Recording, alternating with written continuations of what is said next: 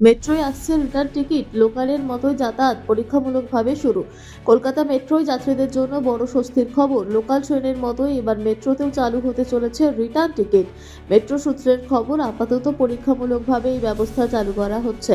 পরীক্ষায় সাফল্য মিললে ভবিষ্যতে স্থায়ীভাবেই পাতাল রেলে রিটার্ন টিকিটের সুবিধা চালু হবে। মেট্রোর এক আধিকারিক জানিয়েছেন, রিটার্ন টিকিট কাটার পর যাত্রীরা এন্ট্রি কেটে স্ক্যান করে যাতায়াত করতে পারবেন। আমরা এক্সপেরিমেন্ট বেসিসে রিটার্ন টিকিট ইন্ট্রোডিউস করেছি। প্যাসেঞ্জার টিকিট পারচেজ করার পরে এন্ট্রি গেটে স্ক্যান করে ট্রাভেল করতে পারবেন। Similarly in return booking counter যেতে হবে না, ডাইরেক্টলি এন্ট্রি গেটে স্ক্যান করে they can travel. Our passenger has to preserve this ticket for return journey. Thank you.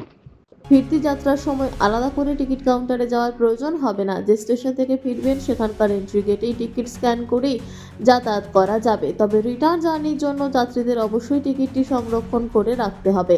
Metro কর্তৃপক্ষের মতে এই ব্যবস্থার সময় বাঁচবে, টিকিট কাউন্টারে ভিড় কমবে, যাত্রীদের যাতায়াত আরও সহজ হবে।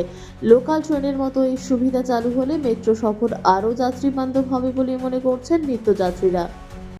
আনন্দ আর ভালোবাসার দীপ্তিতে গড়া সমুজ্জ্বল পরমা, ঠিক তোমারই মতো। শ্যাম সুন্দর কোম্পানি জুয়েলার্স, আগরতলা, উদয়পুর, ধর্মনগর, কলকাতা।